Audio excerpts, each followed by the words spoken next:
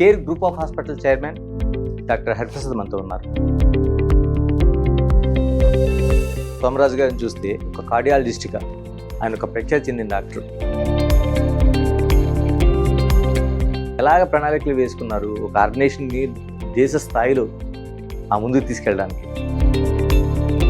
Start చేసిన హాస్పిటల్తో సంబంధం రావటం, ఆ సంస్థని ఇంకా పెద్దది చేయటం ఒక ప్రివిలేజ్గా భావిస్తున్నాను. నిజంగానే నాన్నగారి దగ్గర నుంచి ఒక సొంత క్లినిక్ దగ్గర నుంచి మిమ్మల్ని తీసుకెళ్ళారు. ఇలా ఆ తర్వాత ఎలాగ జరిగింది నా జర్నీ? అది ఒక అద్భుతమైన అవకాశం, చాలా తక్కువ మందికి దొరికిన అవకాశం. అది నాకు దొరికిందని నేను పెద్ద అదృష్టంగా భావిస్తున్నాను. ఇండిసిప్లైన్గా ఉంటారు, అంత డిసిప్లిన్ లైఫ్ వైపు ఆ ప్రయాణం జరిగిందంటారు. డాక్టర్ ప్రతాప్ రెడ్డి గారేమో గాడ్ ఫాదర్. ఏ రోజు కూడా బాస్ లాగా ట్రీట్ చేయలేదు నన్ను. ఒబేసిటీ, అది కూడా 120 కేజీల నుంచి ఇప్పుడు అందులో సగానికి 62 కేజీలు ఉన్నారు. ఎలా సాధ్యమైందండి? అంటే మీరు ఏది ట్రీట్మెంట్ చేయించుకోలేదు అంటే లైపోసెక్షన్ కానీ లేకపోతే మిగతా చాలా వరకు సర్జరీలు ఉన్నాయి మనకి. బేసిక్ థింగ్ ఏంటంటే మన input should be less than output, అప్పుడు వెయిట్ తగ్గుతుంది. కేవలం వ్యాపారం కోసం వైద్య రంగం ఉందనేది అంత చెడ్డ పేరు ఎందుకు మూట కట్టుకోవాల్సి వచ్చింది మనకి? వాళ్ళ మూలాన మొత్తం మెడికల్ రంగం మీదే ట్రస్ట్ తగ్గే పరిస్థితి వచ్చిందనమాట. వైద్య రంగంలో ఆ రోజు నుంచి ఈ రోజు వరకు వస్తున్న మార్పులు ఎలా ఉన్నాయి, ఇంకా రావాల్సిన మార్పులు ఏమున్నాయి? Medicine will become more proactive, more personalized, precise and preventive. As we see, as we move on into the future. Cancer వస్తే మా జీవితం ఇంకా అయిపోయింది, ఇక్కడతో ఇంకా లైఫ్ లేదు అనేది అనుకుని చాలామంది ఆత్మహత్యలు పాల్పడిన వాళ్ళు కూడా చాలామంది ఉన్నారు. Welcome to Big TV. మన కళ్ళ ముందు కనిపించే చాలా జీవితాలు మనకు స్ఫూర్తినిస్తాయి. అలాంటి వ్యక్తుల్లో డాక్టర్ హరిప్రసాద్ ఒకరు. Care group of hospital chairman doctor Hariprasad మనతో ఉన్నారు. హరిప్రసాద్ గారు నమస్తే అండి. సార్, చాలా వరకు మీ లైఫ్ తెరిచిన పుస్తకం అనుకుంటే కంటే మీరు పూర్తిగా లిఖించిన పుస్తకం. అంటే మీ డాక్టర్ జీవితం కావచ్చు, లేకపోతే చదువు కావచ్చు, లేకపోతే చివరి వరకు అప్ టు మీరు వెళ్ళిన వరకు. ముందుగా కేర్ కోసం మాట్లాడుకుందాం. కేర్ అనేది సోమరాజు గారు స్థాపించిన ఒక సంస్థ. ఆ లెగసీని కావచ్చు, లేకపోతే దానికి ఉండే ఒక గుడ్ విల్ని కావచ్చు, డాక్టర్ హరిప్రసాద్ ఎలా కొనసాగించబోతున్నారు? కేర్ నిజంగానే సోమరాజు గారు మొదలుపెట్టారు. మన రాష్ట్రంలోనే కాదు, దేశంలోనే పేరు ప్రఖ్యాతులు గాంచిన డాక్టర్ గారు, చాలా గౌరవం ఉన్న డాక్టర్ గారు. వారితో పాటు కొంతమంది డాక్టర్లు కలిపి మొదలుపెట్టారు. అది అంచెలంచెలుగా పెరిగి వేరే రాష్ట్రాలకి, వేరే సిటీస్కి పెరిగింది. దాని తర్వాత ఇప్పుడు బ్లాక్ స్టోన్ అనే world's largest investor group health కేర్లోకి ఎంట్రీ అయ్యి, హెల్త్ కేర్లో కేర్ గ్రూప్ ఆఫ్ హాస్పిటల్స్, కేరళలో కిమ్స్ హాస్పిటల్స్ అని ఉన్నాయి, కిమ్స్ హెల్త్ అని ఉంది అది. తర్వాత బంగ్లాదేశ్లో ఎవర్ కేర్ హాస్పిటల్స్ అని ఉన్నాయి. ఈ మూడు కలిపి క్వాలిటీ కేర్ ఇండియా లిమిటెడ్ అని ఒక సంస్థ ఏర్పాటు చేసి మూడింటిని కలిపి మొదలుపెట్టారు. ఆ సంస్థ క్వాలిటీ కేర్ ఇండియా గ్రూప్కి బోర్డ్ చైర్మన్గా నేను సరిగ్గా పోయిన ఏప్రిల్లో, ఏప్రిల్లో జాయిన్ అయ్యాను.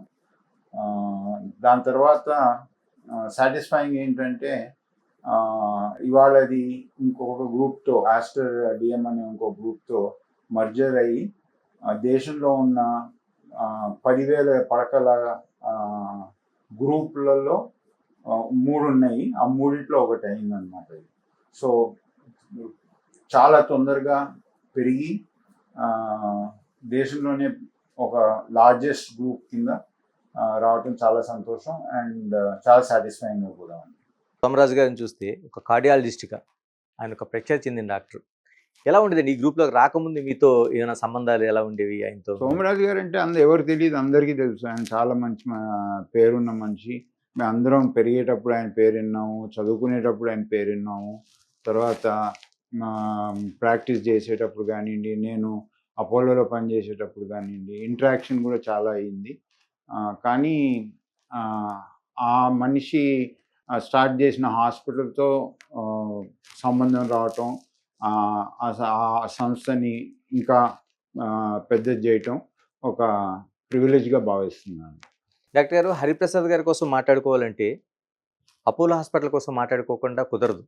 3 దశాబ్దాల పాటు దాదాపుగా మీరు చేసిన సేవలు కావచ్చు, ఆర్గనైజేషన్ డెవలప్‌మెంట్ కావచ్చు.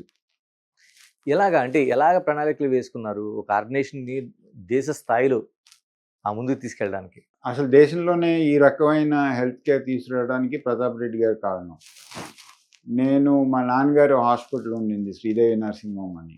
దాంట్లో నా జీవితాంతం నేను పెరిగేటప్పుడు అందరూ ఏమన్నారంటే, చదువుకొని డాక్టర్ అయ్యి ఆ హాస్పిటల్‌ని చూసుకోవాలి. అది నా లైఫ్ యాంబిషన్ కింద పెరిగాను. కానీ అప్పుడు 96లో అనుకుంటా డాక్టర్ ప్రతాప్ రెడ్డి గారు అప్పటికి 2 హాస్పిటల్ ఉన్నాయి. ఢిల్లీ కూడా అప్పుడు ఇంకా స్టార్ట్ అవ్వలేదు. అప్పుడు పిలిచి నన్ను అపోలో జాయిన్ కమ్మన్నారు. అప్పుడు నేను చెప్పాను ఆయనకి, నాన్నగారు హాస్పిటల్ ఉంది, దాన్ని నడిపిస్తానని అందరూ అనుకుంటున్నారు అంటే, ఆయన అన్నారు, మీ నాన్నగారు హాస్పిటల్ నడిపిస్తే ఆ ఒక్క హాస్పిటల్ పరిమితం అయిపోయి ఉంటాం. నాకు చాలా పెద్ద ప్లాన్స్ ఉన్నాయి. నువ్వు వచ్చి నన్ను జాయిన్ అవ్వు. నీ కాంట్రిబ్యూషన్ ఆ ఒక్క హాస్పిటల్కే కాకుండా మల్టిపుల్ అక్రాస్ ద కంట్రీ చేయొచ్చు, ఇంటర్నేషనల్ చేయొచ్చు అన్నారు. ఇక ఆ పెద్ద మనిషి ఆ మాట అన్న తర్వాత నేను కాదనలేకపోయాను. దాంతో అపోలో జాయిన్ అయ్యాను. ఇక అక్కడి నుంచి అంచెలంచెలుగా పెరుగుకుంటా వచ్చి నేను చివరికి పోయిన సంవత్సరం రిటైర్ అయ్యేటప్పటికి 75 హాస్పిటల్ అయినాయి, 10,000 ప్లస్ పడకలు అయినాయి. సో అదొక అద్భుతమైన అవకాశం. చాలా తక్కువ మందికి దొరికిన అవకాశం. అది నాకు దొరికిందని నేను పెద్ద అదృష్టంగా భావిస్తున్నాను. అండ్ ఆ గ్రోత్కి కారణం ప్రతాప్ రెడ్డి గారు. ఆయన ఒక వ్యక్తిత్వం అనేది ఏంటంటే, ఇప్పుడు ఏదైనా పని చేయాలనుకుంటే ఏదైనా ఆర్గనైజేషన్లో ముందు వద్దు అనేవాళ్ళు చాలామంది ఉంటారు. ఆయన దగ్గరికి వెళ్ళి ఇది చేద్దాం, ఇది బాగుంటుంది, ఈ ప్లాన్ ఉంది, ఇది ప్లాన్ అంటే చెయ్యి అనేవారు. ఏ రోజు కూడా నేనున్న 28+ సంవత్సరాల్లో ఏది కూడా నేను ఒక ప్లాన్ తీసుకెళ్ళి చేద్దాం అంటే కాదు అన్న రోజు లేదు. సో ఆ రకంగా అపోలోలో పనిచేసిన రోజులు నాకు ఫుల్ సపోర్ట్గా మొత్తం బ్యాకింగ్గా ఉన్నది ప్రతాప్ రెడ్డి గారు. అందుకనే ఏమన్నా అపోలోకి చేయగలిగితే వారి మూలాన చేయగలిగాను. నిజంగానే మీరు అన్నట్లు ప్రతాప్ రెడ్డి గారు ఒక లెజెండరీ పర్సన్ ఉంది. ఇప్పుడు ఉన్న చాలామంది మనం ఎంటర్‌ప్రెన్యూర్‌తో పోల్చుకున్నప్పుడు. ఎలా ఉండేదండి మీ ఇద్దరు? అంటే నిజంగానే నాన్నగారి దగ్గర నుంచి ఒక సొంత క్లినిక్ దగ్గర నుంచి మిమ్మల్ని తీసుకెళ్లారు. ఆ తర్వాత ఎలాగా జరిగింది ఆయనతో జర్నీ? అది నేను ఎప్పుడూ అంటాను, నాకు ఒక గ్రేట్ ఫాదర్ ఉండేవారు, మా own father. Doctor Pratap Reddy గారేమో గాడ్ ఫాదర్ అని. ఏ రోజు కూడా బాస్ లాగా ట్రీట్ చేయలేదు నన్ను. సొంత ఫ్యామిలీ మెంబర్ లాగానే ట్రీట్ చేశారు. అండ్ మా ఇంటరాక్షన్ కూడా అదే విధంగా ఉండేది. ఏ రోజు కూడా ఒక ప్రొఫెషనల్గా కింద లేకపోతే ఒక ఎగ్జిక్యూటివ్ వచ్చి ఒక చైర్మన్తో మాట్లాడినట్లు ఉండేది కాదు. ఎప్పుడు కూడా ఉన్నన్నేళ్ళు ఇప్పటి వరకు కూడా సొంత ఫ్యామిలీ మెంబర్గానే ట్రీట్ చేశారు. అండ్ ఆ బాండింగ్ అనేది అది వేరే రకంగా ఉంటుంది. ప్రొఫెషనల్ బాండింగ్ కన్నా ఆ పర్సనల్ బాండింగ్ అనేది చాలా గొప్పది. దానివల్లనే నేను ఇన్నేళ్ళు కంటిన్యూస్గా రిటైర్ అయ్యే వరకు అక్కడే పనిచేశాను. అంటే అపోలోన ఒక కీలకమైన అనేక అంశాల్లో అపోలో హెల్త్ సిటీ ఒకటి. దాంట్లో కీలకమైన పాత్ర మీరు ఉన్నారు. ఎలా వచ్చిందండి? ముందు ఎలా అనుకున్నారు దాన్ని? ఇప్పుడు అపోలోకి ఉన్న అన్ని హాస్పిటల్స్లో ఎక్కువ ల్యాండ్ స్పేస్ ఇక్కడే ఉండేది.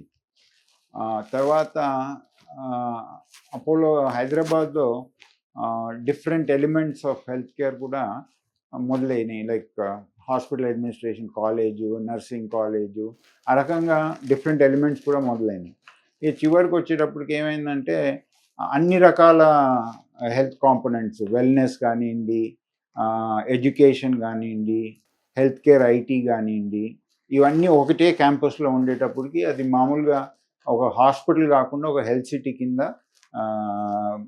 మార్చబడింది 2007లోనో 2008లోనో. అది ఐ థింక్ దాదాపు దేశంలోనే ఫస్ట్ హెల్త్ సిటీ అది ఆ టైంకి. అండ్ దాని మెయిన్ రీజన్ ఏంటంటే నాట్ జస్ట్ హెల్త్ కేర్తో సంబంధించిన అన్ని ఎలిమెంట్స్ కూడా ఆ క్యాంపస్లో ఉన్నాయి అనమాట. దాని మూలన నాకు హెల్త్ సిటీ అని పేరు పెట్టడం జరిగింది. ఎలాంటి ప్రయోజనం ఉంది డాక్టర్ గారు? ఎందుకంటే హెల్త్ సిటీ వల్ల చాలా ప్రయోజనాలు అటు మేనేజ్మెంట్‌గా కాకుండా మిగతా రోగులకు కావచ్చు, మిగతా దానికి ఎలాంటి ప్రయోజనం ఉంది అది? ఇప్పుడు హెల్త్ కేర్ అంటే నలుగురు స్టేక్ హోల్డర్స్ ఉంటారు. మొదటి స్టేక్ హోల్డర్ పేషెంట్, రెండో స్టేక్ హోల్డరు పనిచేసేవాళ్ళు, డాక్టర్లు కానివ్వండి, నర్సెస్ కానివ్వండి, టెక్నీషియన్స్ కానివ్వండి, చివరికి హౌస్ కీపింగ్, సెక్యూరిటీ వరకు. మూడో స్టేక్ హోల్డర్ దాంట్లో ఇన్వెస్టర్స్, మనీ ఎవరైతే ఇన్వెస్ట్ చేశారో వాళ్ళు మూడో స్టేక్ హోల్డర్స్. నాలుగో స్టేక్ హోల్డర్ ఏమో కమ్యూనిటీని అయితే సర్వ్ చేస్తున్నాం. ఇప్పుడు అక్కడ కావాల్సింది ఏంటంటే ఫస్ట్ పేషెంట్స్ ఉండాలి. దేనికన్నా ఏ హెల్త్ కేర్ సంబంధించిన దీనికన్నా కానివ్వండి పేషెంట్స్ ఉండాలి. ఆ పేషెంట్స్ ఉండటం వలన ఒక ఎకో సిస్టమ్ ఏర్పడిపోద్ది అనమాట. ఆ పేషెంట్స్కి సర్వ్ చేయడానికి ఫర్ ఎగ్జాంపుల్ నర్సెస్ కావాలి, నర్సెస్కి నర్సింగ్ కాలేజ్ స్టార్ట్ అయింది. అడ్మినిస్ట్రేటర్స్ కావాలి, అడ్మినిస్ట్రేషన్ కాలేజ్ స్టార్ట్ అయింది. తర్వాత ఈ రీసెర్చ్ కూడా చాలా మటుకు పేషెంట్కి సంబంధించిన రీసెర్చ్ కూడా క్లినికల్ ట్రయల్స్ కానివ్వండి, వేరే రీసెర్చ్ కానివ్వండి, అది కూడా అదే ఆవరణలో వచ్చింది. సో అన్నీ ఒకటే. హెల్త్ కేర్ ఐటీ ఎక్కడ చివరికి ఇంప్లిమెంట్ అయ్యేది పేషెంట్కి. సో ఆ హాస్పిటల్లో ఇంప్లిమెంట్ అవ్వాలి. సో ఇవన్నీ కూడా ఒక చోట వచ్చేటప్పటికి ఒకళ్ళకి సినర్జిస్టిక్ ఎఫెక్ట్ అయ్యి ఒకటి పెరుగుతూ ఉంటే రెండోది కూడా పెరుగుతూ పోయింది. ఆ విధంగా మల్టిప్లయర్ ఎఫెక్ట్ అయిందనమాట. హరిప్రసాద్ గారు, ఒకసారి మీ బాల్యం కోసం మాట్లాడుకోవాలి. అంటే ఎప్పుడు కూడా చదువు, తర్వాత మనం అనుకునే ప్రొఫెషన్, తర్వాత ఉద్యోగం. ఎలా గడిచింది బాల్యం? ఎక్కడ గడిచింది అసలు? నేను మా పేరెంట్స్ నాకు బెస్ట్ ఎడ్యుకేషన్ ఇవ్వాలని హైదరాబాద్ పబ్లిక్ స్కూల్ బేగంపేట, అప్పుడు టాప్ స్కూల్ స్టేట్లో, హైదరాబాద్ పబ్లిక్ స్కూల్ బేగంపేటలో చదివాను. అక్కడ నా ఎంటైర్ లైఫ్కి ఫౌండేషన్ అక్కడ ఉన్నన్ని 17-12 ఏళ్లలో ఎస్టాబ్లిష్ అయిందనమాట. ఇప్పుడు ఎందుకంటే ఆ స్కూల్లో చదువే కాకుండా మిగతా యాక్టివిటీస్ కూడా చాలా మటుకు ఎంకరేజ్ చేసేవాళ్ళు. వేరే యాక్టివిటీస్, లీడర్షిప్ క్వాలిటీస్ కానివ్వండి, వేరే యాక్టివిటీస్ కానివ్వండి, చాలా మటుకు అక్కడ ఎంకరేజ్ చేసేవాళ్ళు. అదేవిధంగా స్పోర్ట్స్ని ఎంకరేజ్ చేసేవాళ్ళు. ఇప్పుడు ప్రపంచంలో చాలామంది సిఇఓలు ఆ స్కూల్లో చదువుకొని ప్రపంచ ప్రాక్టర్ అండ్ గ్యాంబుల్ సిఇఓ కానివ్వండి, మైక్రోసాఫ్ట్ సిఇఓ కానివ్వండి, వీళ్ళందరూ అక్కడ చదువుకున్న పిల్లలే. సో ఆ క్వాలిటీస్, ఆ ఫ్రీడము, ఆ ఎంకరేజ్మెంట్ ఉండింది కాబట్టి నా స్ట్రాంగ్ ఫౌండేషన్ ఆ స్కూల్లోనే ఏర్పడింది అనమాట. నేను 8వ తరగతిలోనే ఎప్పుడో క్రికెట్ ఆడటం మొదలుపెట్టాను. ఆ ఏజ్లో ఏముండేదంటే గేమ్స్ అవన్నీ ఉండేవి. సో లక్కీగా ఏమైంది, నేను స్కూల్లో ఉండగానే రంజీ ట్రోఫీ కూడా ఆడాను. సో రంజీ ట్రోఫీ ఆడేటప్పటికి గ్రౌండ్ మీద ఎక్కువ, స్కూల్ క్లాసుల్లో తక్కువ ఉండేవాడిని. అయినా కానీ నాకు ఒక్క సంవత్సరం కూడా పోకుండా నాకు ఎక్స్ట్రా క్లాసెస్ పెట్టి కానివ్వండి, వేరే టీచర్స్తో పెట్టి కానివ్వండి, నేను స్కూల్లో ఉన్నంతసేపు చదివించి నేను ఒక్క ఇయర్ కూడా పాస్ కాకుండా నా 12th స్టాండర్డ్ పాస్ అయ్యే వరకు చూసుకున్నారు స్కూల్లో. ఓకే, ఎందుకంటే సేమ్ అదే టైంలో ఎగ్జామ్స్ వచ్చేవని నాకు. నేను 10th ఐసిఎస్సి అని ఉండేది మాకు స్కూల్లో. ఆ బోర్డ్ ఎగ్జామ్స్ ఫిబ్రవరిలో ఉండేవి, 10th ఎగ్జామ్స్. అదే టైంలో ఒక టోర్నమెంట్ వచ్చింది. నేను దానికి ఆడకూడదు అనుకున్నాను, ఎందుకంటే ఐసిఎస్సి ఎగ్జామ్స్ రాయకపోతే ఒక సంవత్సరం పోతుంది. కానీ మా ఫిజికల్ డైరెక్టర్ దేవదత్తం గారు ఉండేవారు. ఆయన వచ్చి నువ్వు వెళ్ళి ఆడుకో అన్నారు. నేను ఎట్లా ఆడాను సార్, నా 1 ఇయర్ పోతుంది కదా అన్నాడు. అంటే నీకు ఏం పోదు, నువ్వు వెళ్ళి ఆడుకో అన్నారు. సో వెళ్ళి ఆడాను, వచ్చాను. వచ్చిన తర్వాత ఏం చేశారంటే నన్ను మన స్టేట్ బోర్డ్ ఎగ్జామ్స్ రాయించారు. స్టేట్ బోర్డ్ ఎగ్జామ్స్ ఏప్రిల్లో ఉంటాయి. ఓకే. సో సంవత్సరం పోకుండా స్టేట్ ఎగ్జామ్స్ రాయించి అది 10th పాస్ అవ్వగానే మళ్ళీ ఐఎస్సి ఎగ్జామ్స్ 11th 12th అదే స్కూల్లో కంటిన్యూ అయ్యాను. సో ఆ రకమైన ఎంకరేజ్మెంట్ ఉండేది స్కూల్లో. So out of the way వెళ్ళి కూడా సపోర్ట్ చేసేవారు అనమాట. అదేవిధంగా నేను 11th 12thలో అన్ని గ్రేడ్స్ ఆఫ్ క్రికెట్ ఆడేటప్పటికి నాకు ఆల్మోస్ట్ స్కూల్లో ఒక 20-25%, 30% కూడా అటెండెన్స్ ఉండేది కాదు. దానివల్ల అందుకనే వాళ్ళు ఎగ్జామ్స్ ముందు దాదాపు ఒక 2-3 months నన్ను హాస్టల్లో ఉంచి టీచర్స్ని పెట్టి చదివించి ఎగ్జామ్ రాయించి నాకు ఎట్టి పరిస్థితుల్లో 12th పాస్ అయ్యేటట్టు చేశారనమాట. ఇంకా గ్రేట్ థింగ్ ఏంటంటే నేను మెడిసిన్ నా చిన్నప్పటి నుంచి పెరుగుతున్నప్పటి నుంచి కూడా ఫాదర్ డాక్టర్, హాస్పిటల్ ఉంది. సో నువ్వు కూడా డాక్టర్ అవ్వాలి, డాక్టర్ అవ్వాలి, డాక్టర్ అవ్వాలనే ఉండేది. సో నేనేమో ఎక్కువ స్పోర్ట్స్ ఆడేవాడిని. సో ఫార్చునేట్‌గా ఏమైందంటే అదే అంత ముందు సంవత్సరమే స్టేట్ గవర్నమెంట్ స్పోర్ట్స్ కోటాలో ఒక సీట్ ఇంట్రొడ్యూస్ చేశారు మెడిసిన్‌లో. ఓకే. సో నాకు కూడా స్పోర్ట్స్ కోటాలోనే ఆ సీట్ వచ్చింది నెక్స్ట్ ఇయర్. దాంతో మెడిసిన్ జాయిన్ అయ్యాననమాట. సార్ బౌలరా లేకపోతే బ్యాట్స్మెన్ అండి నేను మీరు? ఓపెనింగ్ బ్యాట్స్‌మెన్ ఆడానండి స్టేట్‌కి కూడా. ఓకే. స్టేట్‌కి కూడా. ఇలాగని అప్పుడు ఇప్పుడుండి మీరు హైదరాబాదు పబ్లిక్ స్కూల్ అంటున్నారు. అందులో మిగతా చాలా మంది లెజెండరీస్ మనకు కనిపిస్తుంటారు. హ్మ్. అంటే సత్యనారాయణ కావచ్చు, అవును. లేకపోతే ఇప్పుడుండే మనకి city police commissioner C V Anand కావచ్చు. అవును. అజరుద్దీన్ కూడా మీకు ఏదైనా ఎక్కడైనా తారసపడ్డ అజర్ వేరే స్కూలు. కానీ అంటే క్రికెట్‌లో సంబంధించి. క్రికెట్‌లో కలిసే ఆడాము. దాదాపు అండర్ 15 లెవెల్ నుంచి కలిసే ఆడాము. మా రంజీ ట్రోఫీలో కూడా ఫస్ట్ మ్యాచ్ ఇద్దరిది సేమ్ మ్యాచ్ అన్నమాట. ఓకే. సో దాదాపు నేను క్రికెట్ ఆడిన రోజులు కలిసి ఆడామన్నమాట. అజరు, నేను. తర్వాత చాలామంది ఎంవి నరసింహారావు కెప్టెన్‌గా ఉండేవాడు. చాలామంది లెజెండరీ ప్లేయర్స్‌తో ఆడే అవకాశం ఉండింది. కానీ మెడిసిన్ జాయిన్ అయిన తర్వాత ఏమైందంటే అప్పుడు క్రికెట్ ఇంత పెద్ద గేమ్ కాదు. ఇంత పెద్ద ప్రొఫెషన్ కాదు. ఓకే. సో అప్పుడు డిసైడ్ చేసుకోవాల్సి వచ్చిందనమాట. క్రికెటా? మెడిసినా అని. అప్పుడు డెఫినెట్‌గా మెడిసినే అని క్రికెట్ ఆపేసి మెడిసిన్ కంటిన్యూ చేశాననమాట. ఎలా అండి ఇంత పిచ్చిగా ప్రేమించిన క్రికెట్‌ని అంటే ఓపెనర్ ప్లేయర్ అంటే చిన్న విషయం కాదు. అంటే ఎప్పుడుగైనా కావచ్చు కానీ ఓపెనర్ ప్లేయర్ అంటే ఓపెనర్ ప్లేయర్. అటువంటిది ఎలా వదులుకున్నారు అసల? అంటే అలాంటి పరిస్థితి వచ్చిందా? పరిస్థితి అంటే ఏమైందంటే, నేను స్కూల్లో ఎంకరేజ్‌మెంట్ జూశాను. సో, అదే రకంగా మెడికల్ కాలేజ్‌లో గూడా ఎంకరేజ్‌మెంట్ ఉంటదనుకుని అదే విధంగా ఫస్ట్ ఇయర్ కంప్లీట్‌గా ఆడాను. దాంతో అటెండెన్స్ తక్కువుండింది. నన్ను ఎగ్జామ్ రాయనీయలేదు ఫస్ట్ ఇయర్ ఎగ్జామ్. సో, దాంతో నాకు 6 మంత్స్ పోయింది.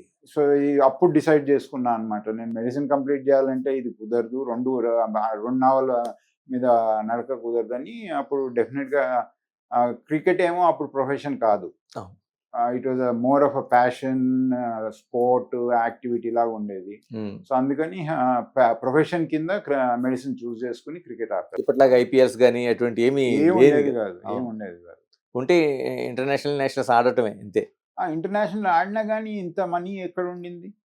అప్పుడు ఇంటర్నేషనల్ ఆడిన వాళ్ళకి ఇప్పుడు ఒక 4, 5 ఐపీఎల్ మ్యాచ్‌లు ఆడితే ఎంత మనీ వస్తదో అంత వచ్చేదన్నమాట. కరెక్ట్.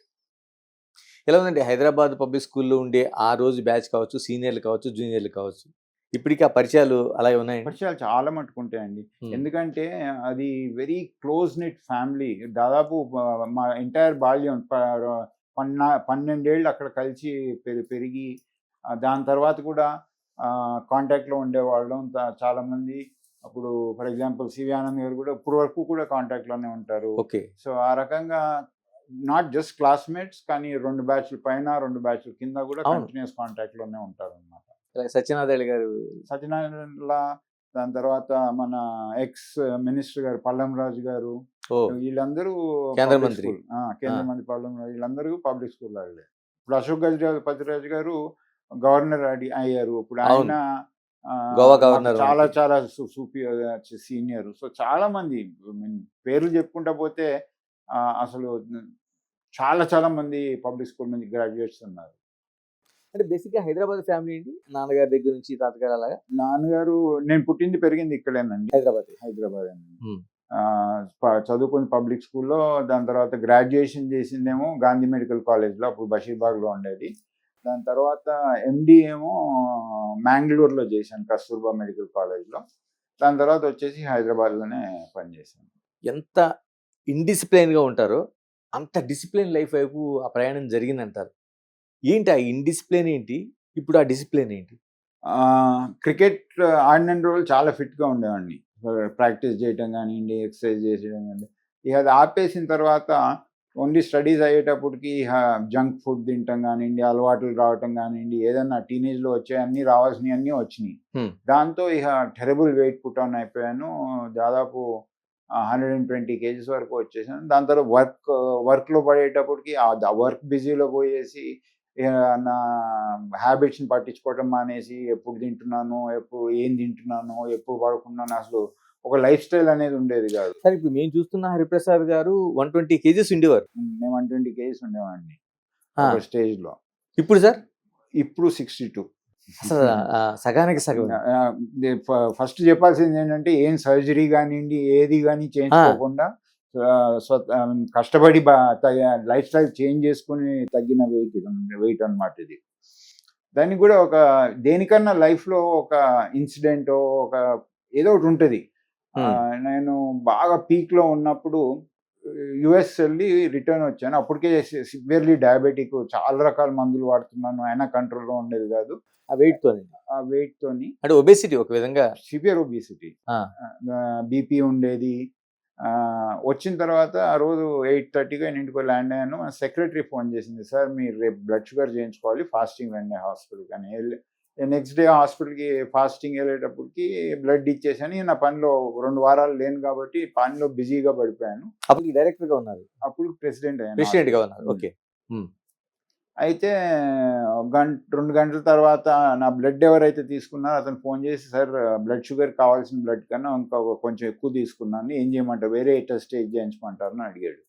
అడిగితే నేను అన్నాను, వేరే 2 ml కదా పడేసి ఏం కాదు, బ్లడ్ షుగర్ చేయించు అన్నా. కొన్ని గంటల తర్వాత నాకు ల్యాబ్ నుంచి ఫోన్ వచ్చింది, మీరు ఎమ్మటే ల్యాబ్కి రండి అని, పెథాలజీ ల్యాబ్కి. సో వెళ్ళాను. అక్కడ ఏదైనా ప్రాబ్లం ఉందేమో, అది ఏదైనా సాల్వ్ చేయాల్సి వస్తుందని వెళ్ళాను. వెళ్తే అక్కడ పెథాలజీ అంతా క్వైట్గా ఉంది, అన్ని ఎవరి పనులు చేసుకుంటున్నారు. పెథాలజిస్ట్ ఏమో నా ముఖంలో చూసి ఏం మాట్లాడట్లా అసలు. ఈ లోపల హెమటో ఆంకాలజిస్ట్ ఒక డాక్టర్ గారు, డాక్టర్ పద్మజలోక్ రెడ్డి అని ఆవిడ వచ్చారు. ఆవిడ వచ్చి ఆవిడ మాట్లాడటం మొదలుపెట్టారు, చిన్న ప్రాబ్లం ఉంది, అది మీ బ్లడ్లో పారేయకుండా కంప్లీట్ బ్లడ్ పిక్చర్ చేయించాం, దాంట్లో కొన్ని డిఫెక్ట్స్ ఉన్నాయి, అది చూడాలి, బ్లడ్‌లో డిఫెక్ట్స్ ఉన్నాయి చూడాలన్నాడు. అంటే ఏం డిఫెక్ట్స్ చెప్పండి అన్నా. అంటే అది ఒక టైప్ ఆఫ్ ల్యూకీమియా లాగా ఉంది, బ్లడ్ క్యాన్సర్ లాగా ఉంది, బ్లడ్ క్యాన్సర్ లాగా ఉంది, దీన్ని కన్ఫర్మ్ చేయాలి, ఇంకా వేరే టెస్ట్ కూడా చేయాలన్నారు. అయితే నేను ఎంత ఫిట్గా ఉన్నాను, నేను అమెరికా నుంచి నిన్నే తిరిగి వచ్చాను, అక్కడ ఉండగా కూడా అన్ని పనులు చేశాను, వేరే ప్రాబ్లం ఏం లేదు అంటే, లేదు బోన్ మ్యారో బయాప్సీ అని బ్లడ్లో నుంచి బోన్ మ్యారో నుంచి తీస్తారు, అది తీసి టెస్ట్కి పంపించాలన్నారు. అది మామూలుగా బాగా పెయిన్ఫుల్ ప్రొసీజరు. ఓకే. నేనే చాలా మందికి అనస్థీసియా ఇచ్చాను ఆ ప్రొసీజర్ చేయించుకోవడానికి. అయితే నేను అన్నాను, అయితే ఇప్పుడే చేయండి అన్నా. అంటే ఆవిడ అన్నారు, చాలా పెయిన్ఫుల్, మీకు తెలుసు కదా, రేపు పొద్దున్న ఫాస్టింగ్ రండి, అనస్థీసియా ఇచ్చి చేద్దామంటే, నేను ఎంత స్టేజ్ ఆఫ్ డినయల్లో ఉన్నానంటే, అది కాదు అని ప్రూవ్ చేయడానికి, కాదు ఇప్పుడే చేయండి, నేను లోకల్లో చేయండి, నాకు పెయిన్ ఉన్నా పర్వాలేదు అన్నా. ఆవిడ నేను బాసుని కదా తప్పించుకోలేక లోకల్లో చేశారు.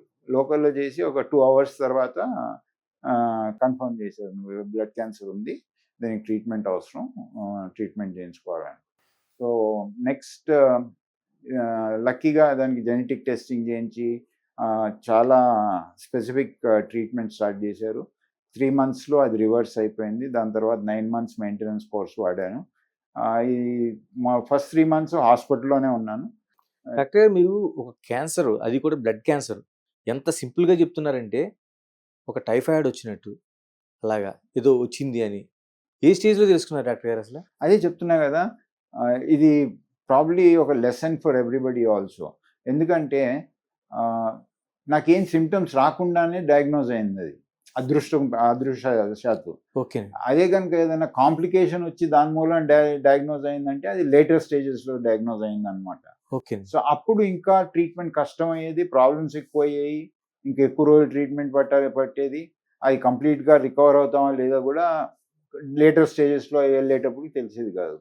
సో నాకు లక్కీగా అసలు ఏం సిమ్టమ్స్ లేకుండానే ఫస్ట్ స్టేజ్లోనే డయాగ్నోజ్ అయ్యేటప్పటికి ట్రీట్మెంట్ కూడా సింప్లర్ అయింది, రికవరీ కూడా ఫాస్టర్ అయింది, అండ్ కంప్లీట్ రికవరీ అయింది. సో నా ఫస్ట్ 3 months హాస్పిటల్లోనే ఉన్నాను, పనిచేస్తూనే ఉన్నా.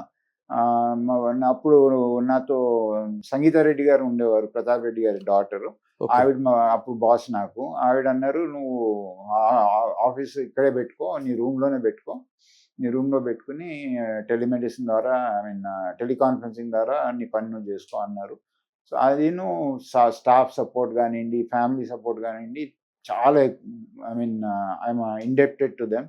దాని మూలాన నాకు అంత పెద్ద క్యాన్సర్ వచ్చి దానిలోంచి ట్రీట్మెంట్ అవుతున్నాం అని, ఏమవుతుంది అనే ఆలోచన కూడా లేకుండా చేశారనమాట.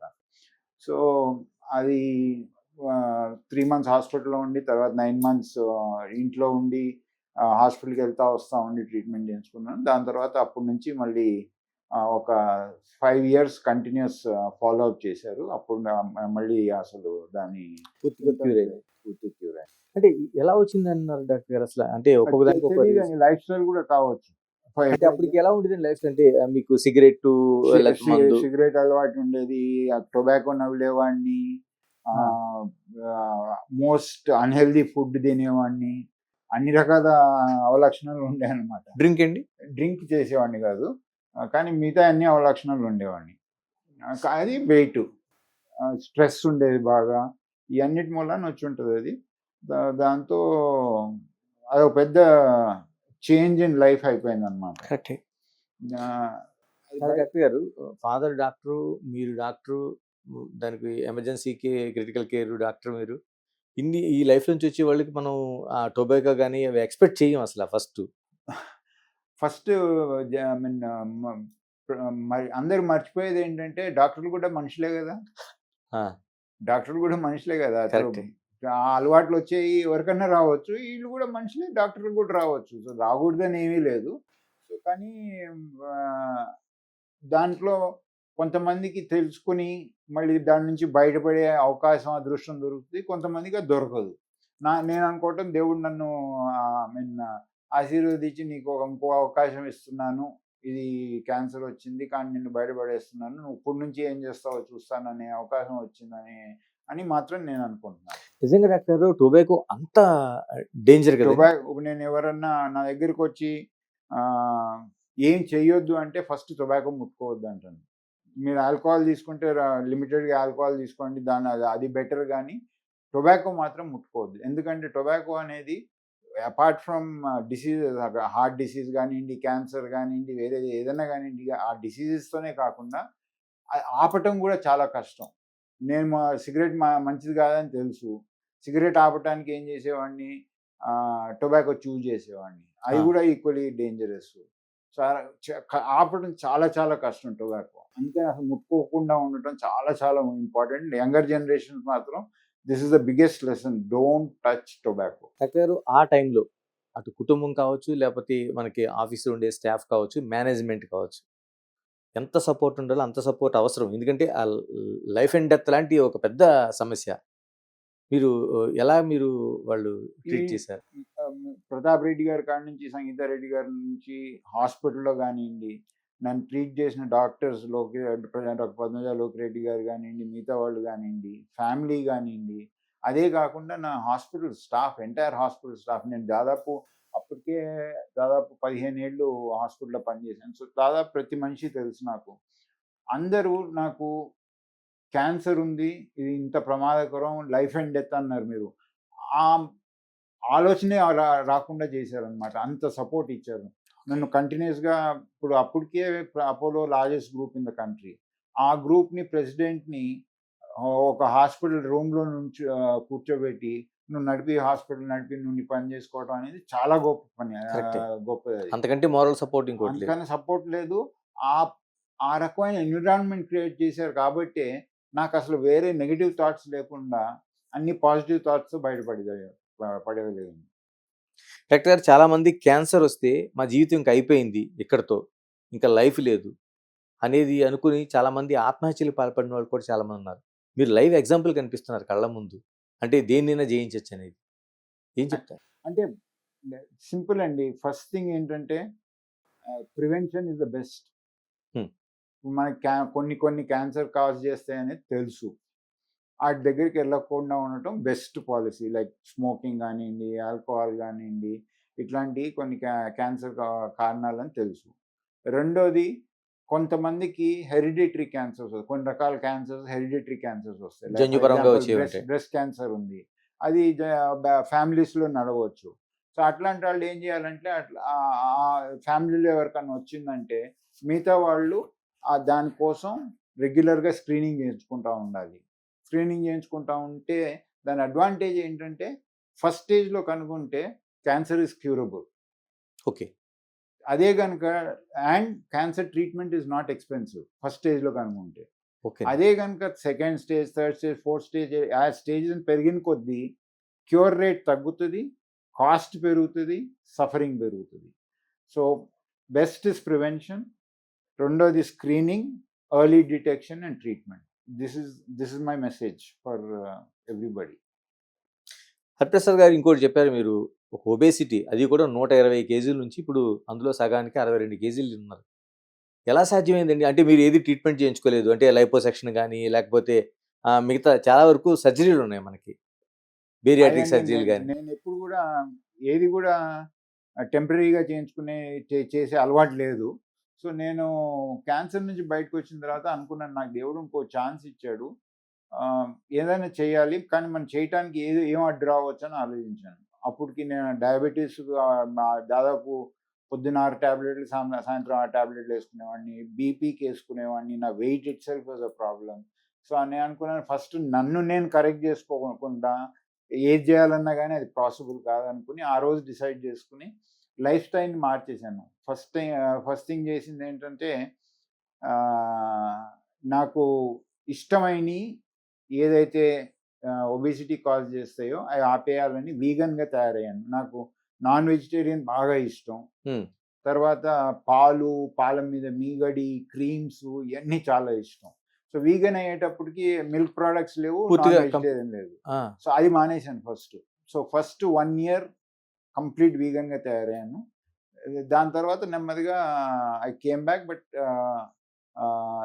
డయట్ కంటిన్యూస్గా మానిటర్ చేసుకుంటూ వచ్చాను. రెండోది, ఆ రోజు నుంచి ఇవాళ వరకు డైలీ మినిమం 90 minutes ఎక్సర్సైజ్ చేయకుండా ఉండను నేను. 90 minutes ఎవ్రీడే ప్రపంచంలో ఎక్కడున్నా కానీ 90 minutes చేయకుండా ఉండను. దాని తర్వాత మూడోది ఏంటంటే, ప్రపంచంలో ఎక్కడ ఉన్నా కానీ రాత్రి 7:30 లోపల భోంచేస్తాను, 9 పడుకుంటాను, పొద్దున్నే 5:30 కల్లా జిమ్లో ఉంటాను. ఈ 3 మేజర్ చేంజెస్ అన్నమాట. అండ్ నేను ఎప్పుడు స్టార్వింగ్ చేయలేదు, ఇంటర్మీడియట్ ఫాస్టింగ్ ఇట్లాంటివి ఏమీ చేయలేదు, అన్ని బ్యాలెన్స్ డైట్ చేశాను. కానీ కార్బోహైడ్రేట్స్, ఫ్యాట్స్ తక్కువ, ప్రోటీన్స్ ఎక్కువ తీసుకుని ఎక్సర్సైజ్ చేసి, దాని తర్వాత స్ట్రెస్ని తగ్గించుకుని, స్లీప్ హ్యాబిట్స్ మార్చుకుని, లైఫ్ స్టైల్ చేంజ్ చేసుకునేటప్పటికి నా వెయిట్ తగ్గేటప్పటికి నాకు లాస్ట్ 4 years నుంచి అసలు ఏమి ట్రీట్మెంట్ లేకుండా నా షుగర్స్ నార్మల్గా ఉన్నాయి, బీపీ లేదు, అన్ని మాయమైపోయింది. అంటే డయాబెటిస్ రివర్స్ అయింది. ఎక్కువ నా వచ్చిందే నా వెయిట్ మూలాన. ఒకసారి వెయిట్ తగ్గిపోయేటప్పటికి అసలు టాబ్లెట్స్ లేకుండానే షుగర్స్ నార్మల్ అయిపోయింది, బీపీ కూడా తగ్గిపోయింది. డాక్టర్, కార్బోహైడ్రేట్స్ లేని ఫుడ్ అంటున్నారు, అంటే రైస్ లేదు, తర్వాత చపాతీ లాంటివి ఏమైనా తినేవారా? లేకపోతే రైస్, చపాతీ తిని కొన్ని సంవత్సరాలు అవుతాయండి. రైస్, వీటు, మైదా ఈ 3 మాత్రం ముట్టుకోను అసలు. ఈ 3 అస్సలు ముట్టుకోను. నేను ఎక్కువ వెజిటేబుల్స్, లీన్ మీటు, ఇప్పుడు కొంచెం ఇది కర్డ్ అట్లాంటివి తీసుకున్నాను. కలిపితే వీట్, రైస్, మైదా మాత్రం ముట్టుకోను అసలు. ఓకే. In any form. మిగతా అన్ని తీసుకుంటారు. ఇప్పుడు నాన్ వెజ్కి వెళ్ళారండి? నాన్ వెజ్ తింటాను, అన్ని నాన్ వెజ్లో కూడా లీన్ మీట్ తింటాను. లీన్ మీట్ అంటే మామూలుగా కొన్ని రకాల మీట్స్లో డేంజరస్ ఎక్కువ ఉంటుంది, అది అట్లా కాకుండా లీన్ మీట్ తింటాను.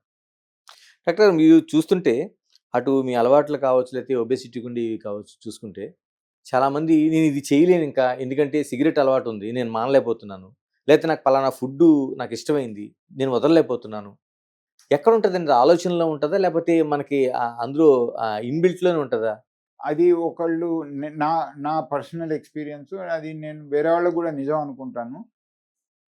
ఎవరో ఒకళ్ళు వచ్చి చెప్తే చేయటం చాలా కష్టం. ఓకే.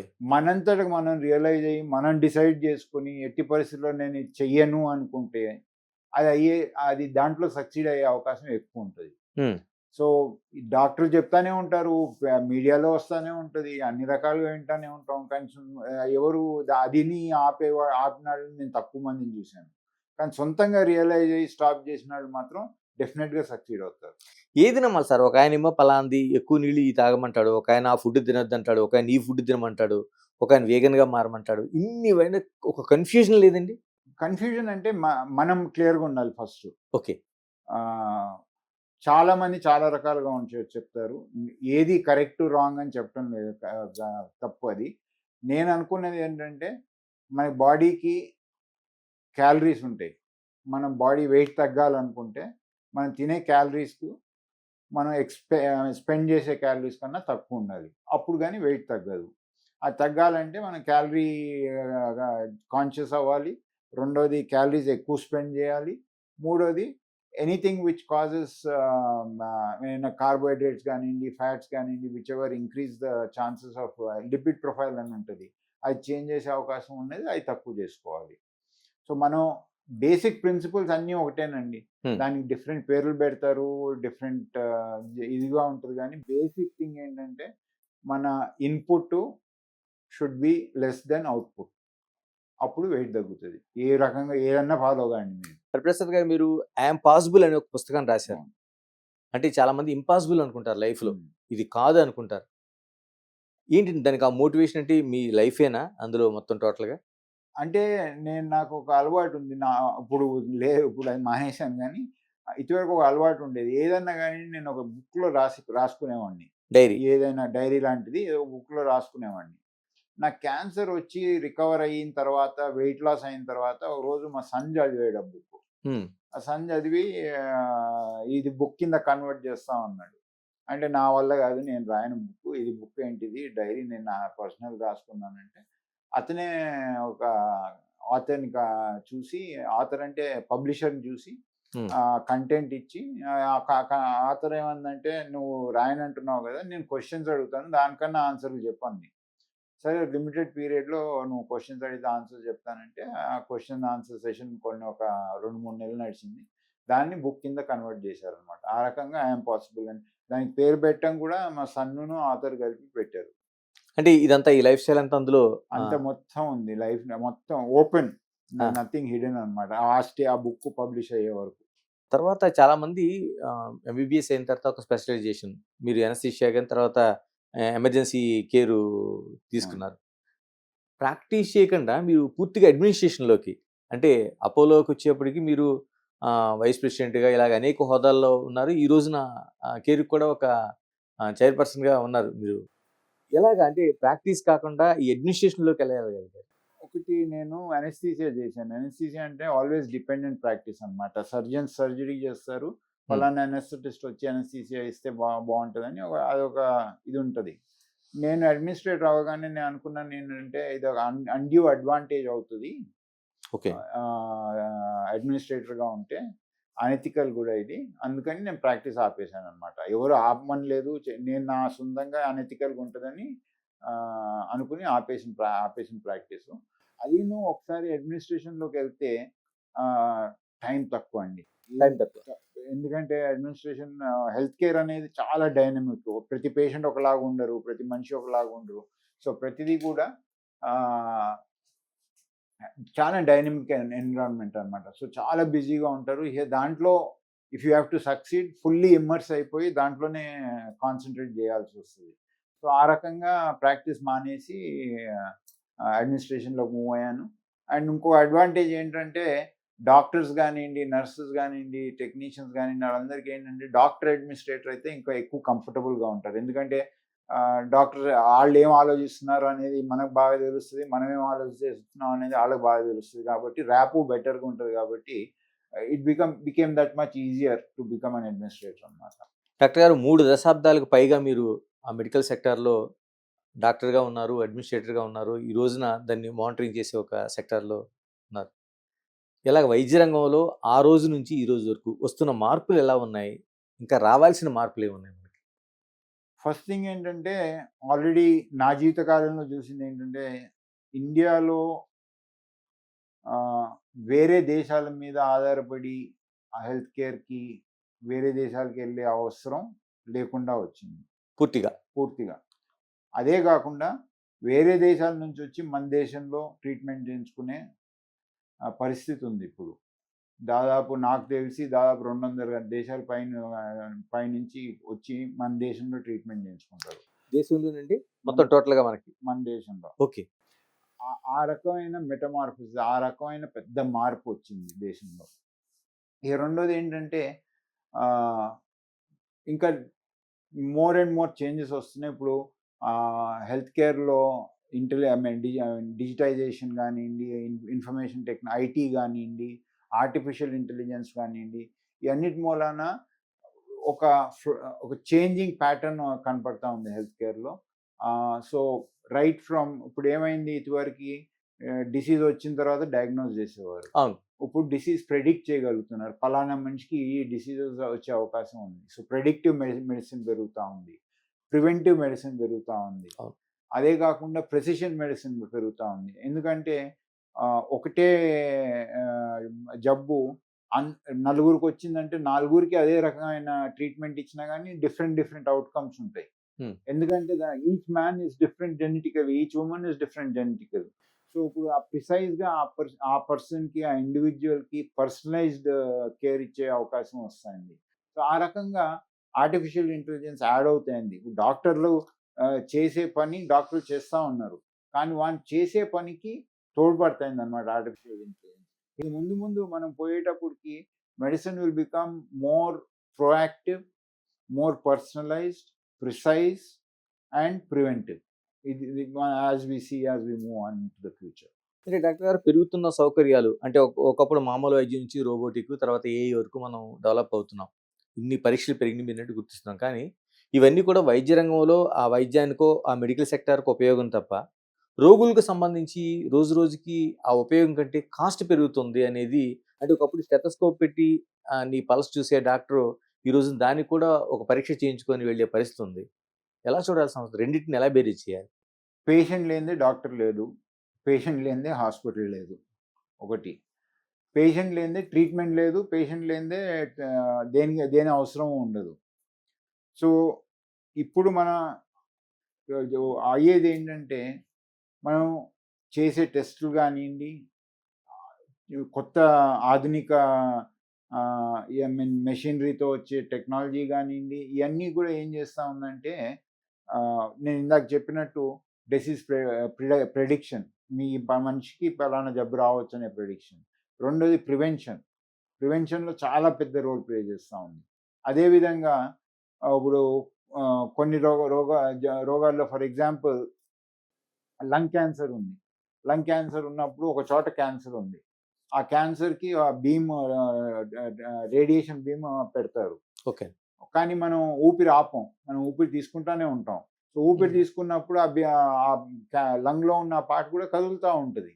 ఇదివరకు ఏమయ్యేదంటే ఒకటే పార్ట్‌లో ఇచ్చేది. దాంతో ఏమయ్యేది కొన్ని సెల్స్ మిస్ అయ్యేయి. కొన్ని నార్మల్ సెల్స్ కూడా ఇంపాక్ట్ అయ్యాయి. ఇప్పుడు టెక్నాలజీ ఎంతవరకు వచ్చేసిందంటే ఆ మూవ్ అయ్యేదాన్ని కూడా ఐడెంటిఫై చేసి కరెక్ట్‌గా ఉండి ఆ పార్ట్‌కు రేడియేషన్ ఇచ్చే సదుపాయం వచ్చింది. సో ఆ రకంగా అవుట్‌కమ్స్ కూడా మచ్ బెటర్‌గా అవుతున్నాయి. సో డెఫినిట్‌గా expensive. Technology expensive, skill doctors expensive, అంతా ఎక్స్‌పెన్సివే. ఇప్పుడు మనం ఆలోచించాల్సింది ఏంటంటే ఈ ఉన్న సదుపాయాలకి మన ఉన్న జనానికి ఏ రకంగా యాక్సెస్ కల్పించగలుగుతాం. Both geographical access and financial access. ఎందుకంటే జియోగ్రఫికల్ యాక్సెస్ ఇప్పుడు మీరు చూస్తే అన్ని మేజర్ హాస్పిటల్స్ మెట్రో సిటీస్‌లోనూ, టైర్ 1 సిటీస్‌లోనూ ఉన్నాయి. కానీ మెజారిటీ జనాభా ఈ మెట్రో కాకుండా, టైర్ 1 కాకుండా టైర్ 2, టైర్ 3 విలేజెస్‌లో ఉన్నారు. సో ఆ జియోగ్రఫికల్ యాక్సెస్ క్రియేట్ చేయాలి. రెండోది ఏంటంటే ఈ ట్రీట్మెంట్‌ని అఫోర్డ్ చేయగలిగే పరిస్థితి తీసుకురావాలి. ఎంత రిచ్ పర్సన్ అన్నా కానివ్వండి, they cannot afford treatment paying out of their pocket. అన్‌ఫార్చునేట్‌గా ఇప్పటికి కూడా మన దేశంలో ఎక్కువ మంది సొంతంగా డబ్బులు ఖర్చు పెట్టి ట్రీట్మెంట్ చేయించుకోవాల్సి వస్తూ ఉంది. So the payment health insurance is the answer. మన దేశంలో ఎంతమంది హెల్త్ ఇన్సూరెన్స్ చేయించుకుంటే అంత ఈజీగా ఫైనాన్షియల్ యాక్సెస్ వస్తుంది. ఇప్పుడు స్టేట్స్‌లో ఇప్పుడు మన రాష్ట్రంలో ఆరోగ్యశ్రీ కానివ్వండి, లేకపోతే దేశంలో ఆయుష్మాన్ భారత్ కానివ్వండి, ఈ రకమైన మాస్ ఇన్సూరెన్స్ స్కీమ్స్ తీసుకొచ్చి even ordinary daily wage earner కూడా అపోలో హాస్పిటల్ లాంటి ప్లేస్‌కి వెళ్ళి, కేర్ హాస్పిటల్ లాంటి ప్లేస్‌కి వెళ్ళి బైపాస్ సర్జరీ చేయించుకోగలుగుతున్నారు. సో యాక్సెస్ పెరుగుతూ ఉంది కానీ ఇంకా చాలా పెరగాలి.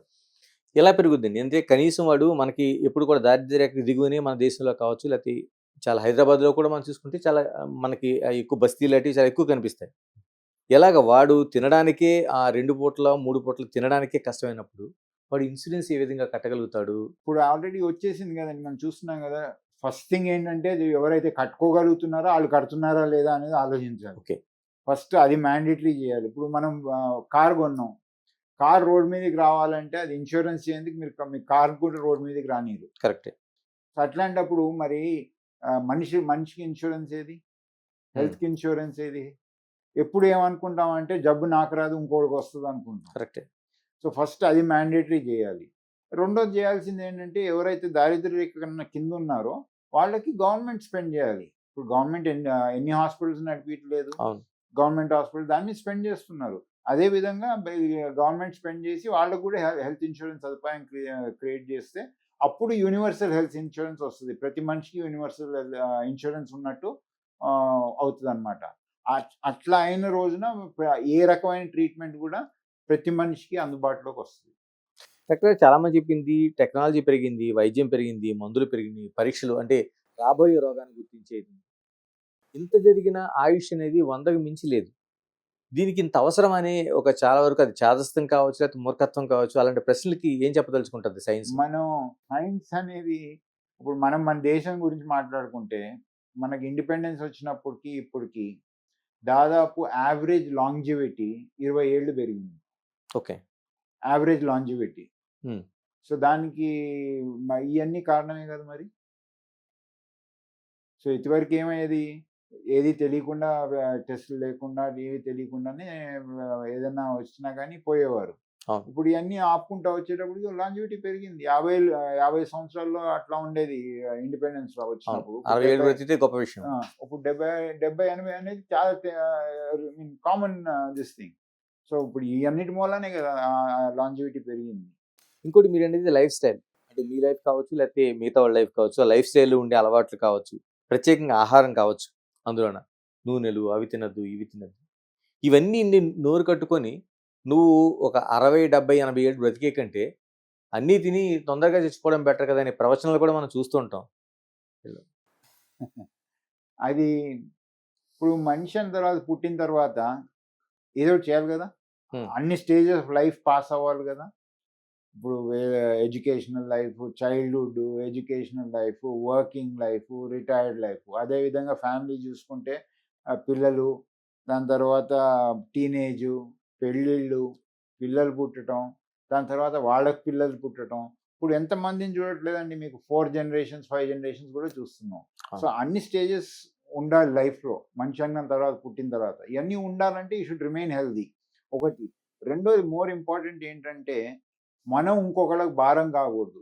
ఇప్పుడు అన్‌హెల్తీ లైఫ్ లీడ్ చేసి పక్షవాతం వచ్చిందనుకోండి, మనం ఇంకోళ్ళకి బర్డెన్‌గా తయారవుతాం కదా. ఖచ్చితంగా. సో ఆ విధంగా ఇంకోళ్ళకి బర్డెన్‌గా ఉండకుండా ఉండాలన్నా కూడా హెల్తీగా ఉండాల్సి వస్తది. ఇవన్నీ ప్రివెంట్ చేసుకోవాల్సి వస్తది. డాక్టర్ గారు, కరోనాని అనుకోకుండా వైద్య రంగం కావచ్చు, మిగతా ఏ సెక్టర్ అయినా సరే కరోనాకు ముందు, తర్వాత నిజంగానే డాక్టర్లకి మనం చేతులెత్తి నమస్కారం పెట్టాలి. ఎందుకంటే ఫస్ట్ లైన్ వారియర్స్‌గా వాళ్ళందరూ నిలబడ్డారు. మీరు దగ్గరుండి చూసుంటారు. ఎలా అండి కరోనా తర్వాత ఈ వైద్య రంగం కావచ్చు, లేకపోతే మన ఆరోగ్యం కావచ్చు, ఏ విధంగా ఉందనుకుంటున్నారు? ఫస్ట్ మీరన్నట్టు కరోనాలో మన దేశంలో గానియండి, ప్రపంచంలో గానియండి, ఆరోగ్య రంగంలో పనిచేసిన వాళ్ళు చేసిన సేవలకి అసలు హ్యాట్స్ ఆఫ్ అది అండి. ఎవరు దాన్ని రిటర్న్ చేయలేరు. ఎవరు దాన్ని పే చేయలేరు. రెండోదేంటంటే, నేను నోటీస్ చేసింది ఆ పీరియడ్‌లో ప్రివెంటివ్ హెల్త్ కేర్ యాక్చువల్లీ బాగా పెరిగింది. దాని తర్వాత గానియండి గూడా. ఎందుకంటే అప్పుడు ఆ కాలంలో లాక్‌డౌన్‌లో గానియండి, దాని తర్వాత గానియండి, ఎందుకు చేసాం అయన్నీ? కరోనా అనేది రాకుండా ప్రివెంట్ చేయడానికి చేసాం. దాని తర్వాత ప్రివెంటివ్ హెల్త్ కేర్ అనేది బాగా పెరిగింది. అవేర్‌నెస్ పెరిగింది. దాని తర్వాత number of facilities promoting wellness పెరిగినాయి. సో అండ్ దాంతో పాటు డిజిటల్ హెల్త్ బాగా పెరిగింది. అంతకుముందు టెలిమెడిసిన్ ఉండేది. డాక్టర్ ప్రతాప్ రెడ్డి గారు ఎప్పుడో లాంచ్ చేశారు టెలిమెడిసిన్ అనేది. కానీ అంత టెలిమెడిసిన్ చేసేవాళ్ళు కాదు. ఎప్పుడు డాక్టర్ దగ్గరికెళ్ళి డాక్టర్ చేయబట్టుకుంటే గానీ ట్రీట్మెంట్ అయినట్టు సంతోషంగా ఉండేవాళ్ళు కాదు పేషెంట్స్. ఇప్పుడు కరోనా పీరియడ్‌లో చాలా టెలిమెడిసిన్ వచ్చింది ఆ టైంలో. ఇప్పుడు అది చాలా మటుకు పెరిగి టెలిహెల్త్ అనేది ఒక పెద్ద ఏరియాగా తయారైంది. అది పోను పోను ఇంకా ఎక్కువ తయారవుతది. ఆ విధంగా చాలా చేంజెస్ వచ్చినియి హెల్త్ కేర్‌లో కోవిడ్ మూలాన. దాని తర్వాత అయి కంటిన్యూ అవుతున్నాయి కూడా. అండ్ ఇంకా దాన్ని నెక్స్ట్ లెవెల్‌కి కూడా తీసుకెళ్తున్నారు. కరోనా తర్వాత అంటే పోస్ట్ కోవిడ్ తర్వాత అనేక మంది హార్ట్ అటాక్స్ వస్తున్నాయి. కార్డియాక్ అరెస్టులు జరుగుతున్నాయి. బ్రెయిన్‌లో వాళ్ళకి క్లాట్స్ వస్తున్నాయి. సడెన్‌గా కుప్పకూలిపోతున్నారు. అనుకోని అనారోగ్యాలు వస్తున్నాయి. ఇందులోనే డాక్టర్ల మధ్య ఒక డిఫరెన్స్ ఒపీనియన్స్ కనిపిస్తున్నాయి. ఎందుకంటే కరోనా తర్వాత ఈ మార్పులు వచ్చాయని కొందరంటే దానికి లేదనేది చెప్తున్నారు. మీరేమంటారు? ఇప్పుడు ఏదన్నా గానియండి మెడికల్‌గా సైంటిఫిక్ బేసిస్ ఉండాలి. డేటా డ్రివెన్ సైంటిఫిక్ బేసిస్ ఉంటే గాని పలానాది కరెక్ట్, పలానాది తప్పు అని చెప్పలేమనమాట. First of all a scientific paper కూడా కరోనా వచ్చిన తర్వాత నంబర్ ఆఫ్ హార్ట్ డిసీజ్ గానియండి పెరుగుతున్నాయి అనేది ఎవరు చెప్పలేదు. ఇప్పుడు దాకా ఏ పేపరు ప్రపంచంలో పబ్లిష్ అవ్వలేదు. ఓకే. రెండోది ఏంటంటే ఇప్పుడు మనకి అవేర్‌నెస్ పెరిగింది. అవేర్‌నెస్ పెరిగేటప్పటికి ఏమవుతుందంటే ఇదివరకి రిపోర్ట్ కానియన్నీ ఇప్పుడు రిపోర్ట్ అవుతా ఉన్నాయి. ఫలానా మనిషి వెల్ ఫిట్ రోజు జిమ్‌కెళ్తున్నాడు. కానీ సడెన్‌గా కుప్పకూలిపోయాడు. ఇయన్నీ మనం వింటున్నాం ఎక్కువ. ఎందుకంటే they are being carried in the media గానియండి, న్యూస్‌లో గానియండి ఇప్పుడు ఎక్కువ బయటకు వస్తా ఉన్నాయి. సో దాంతో అవేర్‌నెస్ పెరిగేటప్పటికి ఇయన్నీ చేంజెస్ మనకి వినపడుతున్నాయి. కానీ there is absolutely no scientific బేసిస్‌కి ఫర్ సేయింగ్ దట్ ఇయన్నీ సడెన్ డెత్స్‌కి కరోనా కారణం అనేది మాత్రం తప్పది. డాక్టర్ 20, 21, 22 దాదాపు 3, 4 వేవ్స్ మనం కరోనా వేవ్స్‌ని చూసాం. ఆ టైంలో మీ విధి నిర్వహణ. ఎందుకంటే వైద్యులుగా ఉండేది ఒక చిన్న సెక్టార్‌కి ఉండొచ్చు కానీ అడ్మినిస్ట్రేషన్‌లో ఉన్నవాళ్ళు అన్ని సెక్టార్స్‌ని చూడాల్సిన అవసరం ఉంది. మోరల్‌గా అందరికీ వాళ్ళకి బూస్టప్ ఇవ్వాల్సిన అవసరం ఉంది. ఎలా గడిచింది ఆ కాలం మీకు? నా జీవితంలో మాత్రం సంవత్సరంన్నర దాదాపు నా లైఫ్ 10 ఇయర్స్ అనుకుంటా. అంత స్ట్రెస్ తీసుకోవాల్సొచ్చింది. స్ట్రెస్ ఉండింది. ఎందుకంటే ఫస్ట్ ప్రపంచం మొత్తం జనాలందరూ కరోనా నుంచి పారిపోయి ఇళ్లల్లో తాళాలేసుకొని కూర్చుంటున్నారు. మేమేమో డాక్టర్స్‌ని గానియండి, నర్సెస్‌ని గానియండి, టెక్నీషియన్ గానియండి మీరెళ్లి కరోనాని ట్రీట్ చేయండి అని కరోనా నోట్లోకి పంపిస్తా ఉన్నాం. సో వాళ్ళ మొరల్ మెయింటైన్ చేయటం, వాళ్ళని సేఫ్‌గా ఉంచటం. మరి మనకి కరోనా ఫస్ట్ వేవ్ వచ్చినప్పుడు అసలు సేఫ్టీ మాస్కులు లేవు, పీపీఈ లేవు, ఏమీ లేవు. అవేర్‌నెస్సే లేదండి అసలేమి. అసలు ఏమవుతుందో తెలీదు. అప్పుడు ఆ టైంలో ఏం చేసామంటే ప్రపంచంలో ఏమవుతుందో తెలుసుకొని అది అందరికీ ఇన్ఫర్మేషన్ కింద ఇచ్చి అది అది ఫాలో అయ్యేవాళ్ళం. ఆ రకంగా ఫస్ట్ వేవ్ అయిపోయిన తర్వాత సెకండ్ వేవ్ వచ్చేటప్పటికి ఏమవుతాయిందో తెలుసు. కానీ ఎంత ర్యాపిడ్‌గా స్ప్రెడ్ అయింది. అంతమందికి హాస్పిటలైజేషన్ అవసరమైంది. సో, ఆ టైంలో ఏమైందంటే ప్రతిరోజు ఇక్కడ బెడ్ లేదు, అక్కడ బెడ్ లేదు, ఇక్కడ పేషెంట్ సఫర్ అవుతున్నారు, అక్కడ పేషెంట్ సఫర్ అవుతున్నారు. వాళ్ళందరికీ ఏ రకంగా బెడ్ సదుపాయాలు కలిగియాలి. అదొక ఛాలెంజ్‌గా ఉండింది. రెండోదేమో మా నాకు ఫోన్స్ వచ్చాయి అర్ధరాత్రి కాడ. సార్ మా దగ్గర 100 మంది పేషెంట్లు ఆక్సిజన్ మీద ఉన్నారు. మాకు ఇంకొక 2 గంటలు తప్పితే ఆక్సిజన్ మిగలదు. అవును. ఆక్సిజన్ కావాలి. లేకపోతే ఆ మందులు లేవు, ఈ మందులు లేవు. మాకు అర్జెంట్‌గా మందులు కావాలి. సో, బోత్ ఇన్‌ఫ్రాస్ట్రక్చరును, కన్జ్యూమబుల్స్ 2 కూడా తక్కువ పడిందనమాట సెకండ్ వేవ్ వచ్చేటప్పుడు. అది సెకండ్ వేవ్ వాస్ మోర్ అవును. Difficult to manage difficult. Then the first. ఈ థర్డ్ వేవ్ వచ్చేటప్పటికి వ్యాక్సినేషన్ వచ్చేసింది. అవును. అంత సీరియస్ హాస్పిటలైజేషన్ అవసరం పడలేదు. ఎక్కువ అవుట్ పేషెంట్ కింద ట్రీట్మెంట్ అయింది కాబట్టి third wave was not such a big challenge అనమాట. కానీ ఫస్ట్ అండ్ సెకండ్ వేవ్స్ మాత్రం were a major challenge. First వేవ్‌లో మీ ఫాదర్ కూడా ఫస్టు వారియర్‌గా ఆయన డాక్టర్ ట్రీట్మెంట్‌కెళ్లారండి ఆయన చేయడానికి? ఆయన ఎల్డర్లీ అప్పటికే 75 దాటారు. అయితే అప్పటికి ఆయన దాదాపు రోజుకు 100 మంది పేషెంట్ చూసేవారు. అప్పటికి ఓపీ. ఓపీ. హాస్పిటల్ ఉండేది. మేమందరం కలిసి ముగ్గురం కలిసి మీరు వెళ్ళటానికి వీల్లేదు అని దాదాపు ఒక 3 వీక్స్ ఆయన వెళ్ళనీయలేదు హాస్పిటల్. ప్రివెంట్ చేశారు. దాని తర్వాత ఆయన ఒకటే అన్నారు, "నా కోసం పేషెంట్లు వస్తున్నారు.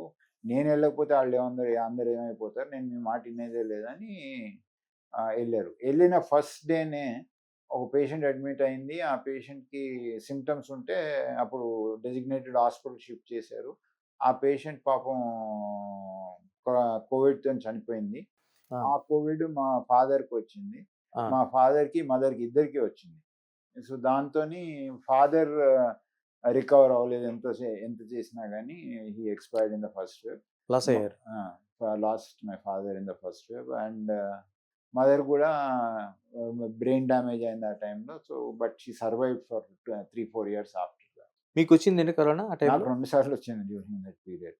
ఆ, ఆ పీరియడ్లో వచ్చినా కానీ నేను రూమ్లో కూర్చునే ఫోన్ ఆగటం మోగటం ఆగేది కాదు.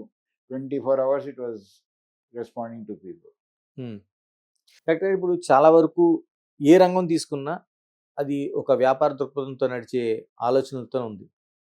కానీ వైద్య రంగానికి సంబంధించి ఎందుకండి అంత అపవాదు? అసలు ఎక్కువ అంటే మోర్ వ్యాపారం చేస్తున్నారు అసలు. ఇది కేవలం వ్యాపారం కోసమే వైద్య రంగం ఉందనేది అంత చెడ్డ పేరు ఎందుకు మూట కట్టుకోవాల్సి వచ్చింది మనకి? మనది యాక్చువల్లీ మన ఇండియన్ మైండ్ సెట్ చూస్తే ఒక సోషలిస్టిక్ మైండ్ సెట్. ఎట్లానంటే ఆహారం, ఎడ్యుకేషను, ఆరోగ్యం ఇవన్నీ ఫ్రీగా రావాలి, ప్రతి వాళ్ళకి రావాలని ఒక మైండ్ సెట్లో మనం ఉన్నాం. అంటే కాన్స్టిట్యూషన్ లోనే అది ఉంది కదా మనకి ఉంది. కనీసం. ఉంది. కానీ మనం ప్రైవేట్ హెల్త్ కేర్ ఒకవేళ రాలేదే అనుకోండి కంట్రీలో, ఏ స్టేట్లో ఉండేవాళ్ళం? బాగా డబ్బులు ఉండేవాళ్ళు, మనం ఇంతవరకు వినేవాళ్ళం అట్లీస్ట్ 30-40 years బాగా డబ్బులు ఉన్నవాళ్ళు అమెరికా వెళ్ళి బైపాస్ సర్జరీ చేయించుకొచ్చారనో, ఫలానా చోటుకి వెళ్ళి ట్రీట్మెంట్ చేయించుకొచ్చారని అనేవాళ్ళం. ఎంతమంది వెళ్ళగలిగేవారు? ప్రైవేట్ రంగం వచ్చి ఈ స్టేజ్కి వచ్చి ఇతర దేశాల నుంచి ఇక్కడికి వచ్చి ట్రీట్మెంట్ చేసుకోగలిగిన పరిస్థితి తీసుకొచ్చాం. సో అది ఫస్ట్ మనం గర్వించాల్సిన విషయం. రెండోది డెఫినెట్గా మనం అందరికీ అందుబాటులో ఈక్విటీ ఆఫ్ అవైలబిలిటీ అది తేగలగాలి. దానికి నేను ఇందాక ఎక్స్ప్లెయిన్ చేసినట్టు గవర్నమెంట్ సైడ్ నుంచి బిలో పవర్టీ లైన్ వాళ్ళకి ఇన్సూరెన్సు, అబవ్ పవర్టీ లైన్ వాళ్ళందరికీ మ్యాండేటరీ హెల్త్ ఇన్సూరెన్స్ చేస్తే ఈ అపవాదం అనేది తగ్గుతుంది. ఎందుకంటే చాలామంది జేబులోంచి డబ్బులు కడుతున్నారు. ఆ జేబులోంచి డబ్బులు కట్టేటప్పటికి చాలామంది అప్పులు తెచ్చి కడతారు, ఎవరి దగ్గర ఉండవు. ఎవరు హెల్త్ కేర్ కోసం అని దాచుకుని ఉండరు డబ్బులు. అందుకని ఒకవేళ ఇన్సూరెన్స్ మాత్రం మ్యాండేటరీ చేసి యూనివర్సల్ హెల్త్ ఇన్సూరెన్స్ వస్తే ఈ ప్రాబ్లమ్స్ అన్ని బాగా తగ్గుతాయి. డాక్టర్, అంటే ఈ అన్ని రంగాలని పక్కన పెడితే వైద్య వృత్తిలో ఒక్క చోటే మనిషి 2 చేతులు ఎట్టి దేవుడిగా నమస్కారం పెడతాడు. ఆ క్రెడిబిలిటీ, ఆ విశ్వసనీయత కొంత తగ్గుతున్నట్టుగా మనకి చాలా కాలం నుంచి మనకు అనిపిస్తూ ఉంది. ఎందుకంటే హాస్పిటల్స్ మీద దాడి చేయడం కావచ్చు, లేకపోతే వైద్యుల మీద దానికి సంబంధించిన కేసులు నమోదు చేయడం కావచ్చు, దీన్ని ఎలా చూడాల్సిన అవసరం ఉందంటారు? ఇప్పుడు ఏదన్నా కానివ్వండి, ఒక ట్రస్ట్ మీద నడుస్తుంది. నాకు మీ మీద నమ్మకం ఉంటే అప్పుడు మన రిలేషన్షిప్ వేరేగా ఉంటుంది. ఇంతకుముందు డాక్టర్ మీద ప్రజలకు బాగా ట్రస్ట్ ఉండేది. ఇప్పుడు నేను ఏ రంగంలో చూసుకోండి బ్లాక్ షీప్ ఉంటారు, ఏ రంగంలో కూడా చూసుకోండి బ్లాక్ షీప్ ఉంటారు.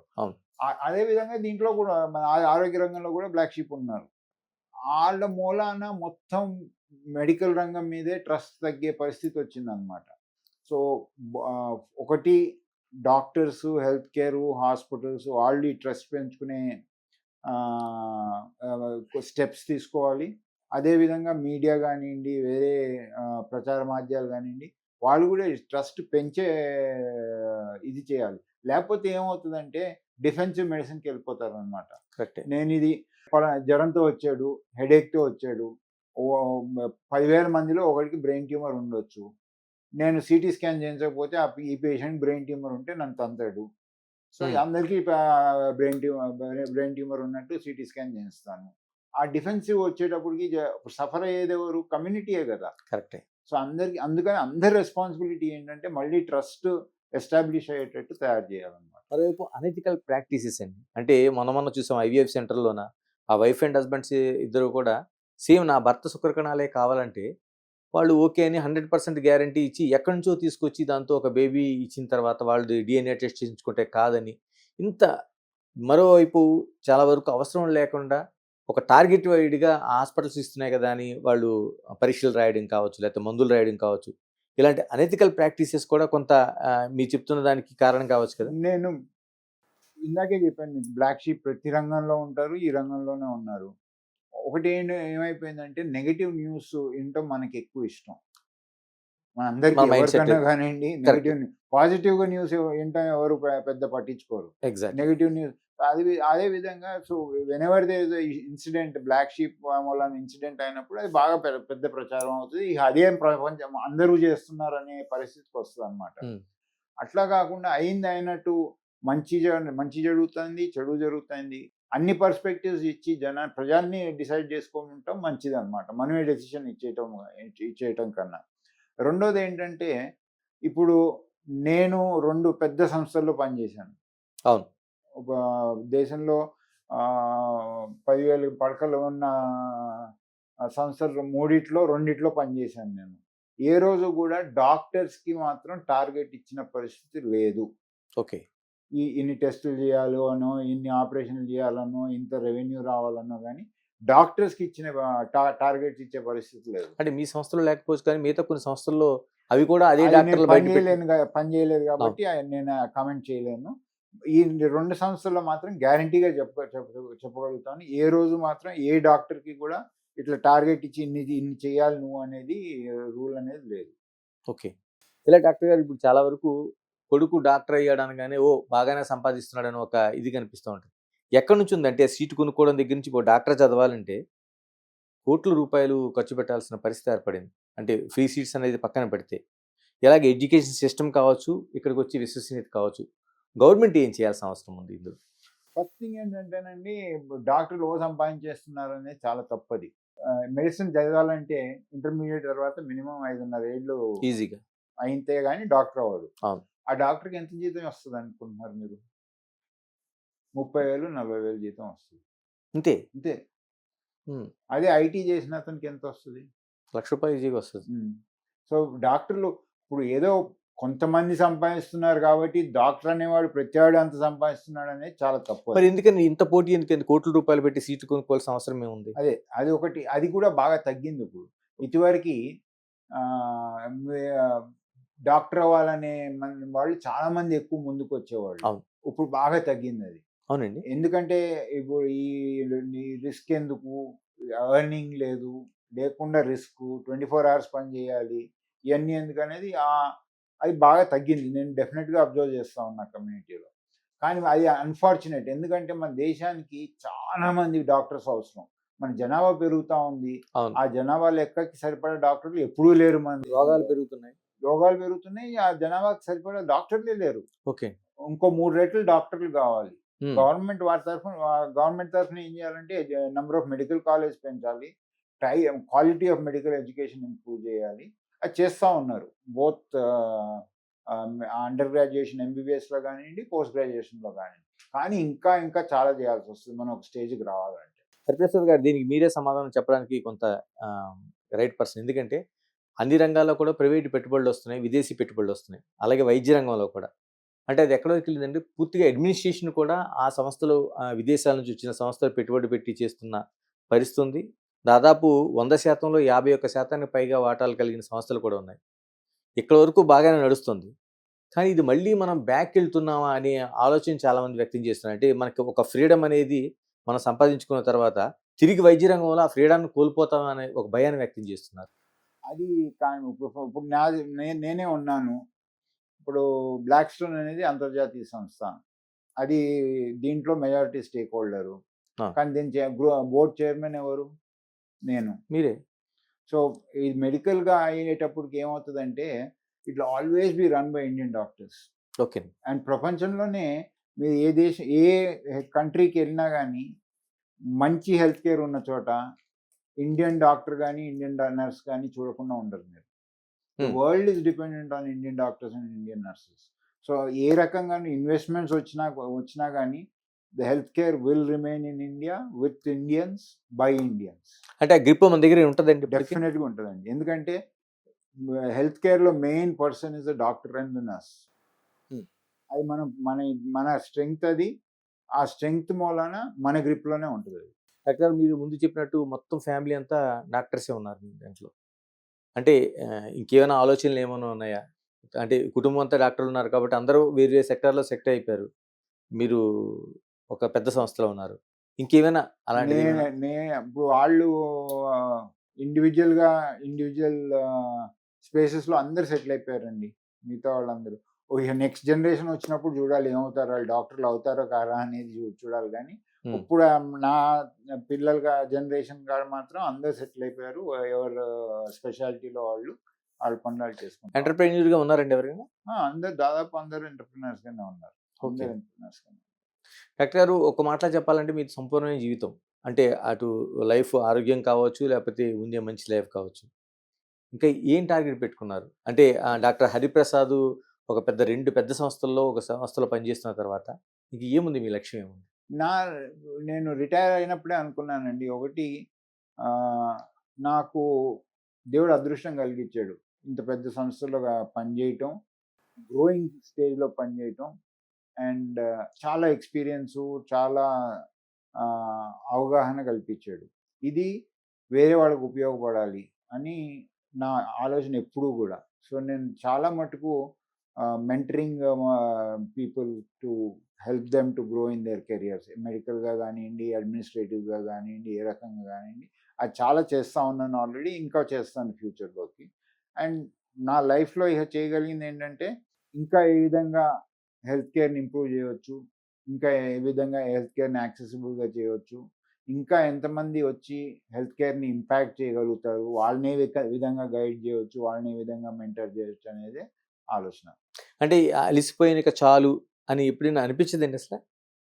అలిసిపోయాను అనే మాట కన్నా ఇప్పుడు నాకు అనిపించేది ఏంటంటే, ఉన్న టైంని నేను పనిచేసేటప్పుడు ఎస్పెషలీ పీక్ ఆఫ్ ద కెరియర్లో చాలా ఏళ్ల వరకు నా ఓన్ ఫ్యామిలీని నెగ్లెక్ట్ చేశాను. సో ఇప్పుడు ఏంటంటే ఫ్యామిలీకి టైం ఇచ్చుకుంటా మనం కాంట్రిబ్యూట్ చేయగలిగింది చేయాలనేది నా మైండ్ సెట్ అనమాట. డాక్టర్ గారు, చివరిగా చెప్పండి, ఏదైతే ఆ సన్నగిల్లుతున్న విశ్వాసం, ఏదైతే ఆ ట్రస్ట్ ఏదైతే ఉందో, వైద్య రంగానికి ఒకప్పుడు మీ నాన్నగారి కాలం చూశారు, మీ కాలం చూశారు, ఇప్పుడు జరుగుతున్న కాలం చూస్తున్నారు. ఆ ట్రస్ట్ రావాలంటే ఏ విధంగా ఉండాల్సిన అవసరం ఉంది? ఒకటి 2, 3 ఉన్నాయండి. ఒకటి ఏమంటే ట్రాన్స్పరెన్సీ ఉండాలి. Transparency in everything that we do. Doctor దగ్గర నుంచి, అడ్మినిస్ట్రేటర్స్ దగ్గర నుంచి, బిల్లింగ్లో కానివ్వండి, దేంట్లో అన్నా కానివ్వండి. ఇప్పుడు మీరు వచ్చారు ట్రీట్మెంట్కి, మీకు 100 రూపాయలు అవుతుందని చెప్పాము. అదే మీరు వెళ్ళేటప్పుడు 200 రూపాయలు బిల్ చేయకపోతే ఆ ట్రస్ట్ రాదు. కరెక్ట్. సో అన్ని రకాలుగా ట్రాన్స్పరెన్సీ అనేది రావాలి.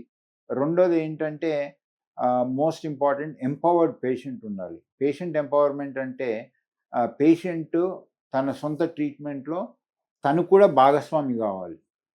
తను కూడా పేషెంట్ భాగస్వామి అయినప్పుడు ఆ ఇద్దరు కలిసి చేసేటప్పటికి ట్రస్ట్ ఇద్దరి మీద పెరుగుతుంది, ఇద్దరికి పెరుగుతుంది, ఒకరి మీద ఒకళ్ళు. సో ఆ రకమైన ట్రస్ట్ వస్తే, ఆ రకమైన ఎంపవర్మెంట్ వచ్చి, ఆ రకమైన పార్టిసిపేషన్ వస్తే ట్రీట్మెంట్ ప్రాసెస్లో, ఈ ట్రస్ట్ అనేది తొందరగా వస్తుంది. ఇలాగా మరోవైపు కేర్కి మీరు చైర్మన్గా ఉన్నారు. ఎలాంటి మార్పులు, అంటే ఆ లెగసీని మెయింటైన్ చేయడంతో పాటు ఇంకా మీ ఆలోచనలు? ఇప్పుడు ఆల్రెడీ పెద్ద గ్రూప్ అయిపోయింది. దేశంలోనే 3rd లార్జెస్ట్ గ్రూప్ ఇప్పుడు. Narayana Hrudayalaya, Apollo largest groups అయితే ఇది 3వ గ్రూప్ ఇప్పుడు. సో చూద్దాం ఫ్యూచర్లో ఏముందో, ఎలా సాగుతుందో చూద్దాం. ప్రెడిక్ట్ చేయటం కన్నా చేసి చూపించడం ముఖ్యం అనేది నా ఆలోచన. థ్యాంక్ యూ ప్రసాద్ గారు, థ్యాంక్ యూ వెరీ మచ్. ఇది చాలా వరకు వైద్య రంగానికి సంబంధించిన ఒకే ఒక మాట, విశ్వసనీయత. ఆ ట్రస్ట్ అనేది బిల్డప్ చేసుకోగలిగితే అది పూర్తి నమ్మకంతో కూడిన ఒక రంగంగా ఉంటుంది. దానికి పారదర్శకత, అంటే ట్రాన్స్పరెన్సీ అనేది ప్రధానం అనేది డాక్టర్ హరిప్రసాద్ గారు కీలకంగా చెప్తున్నమాట. Keep watching big TV. This is Ganesh.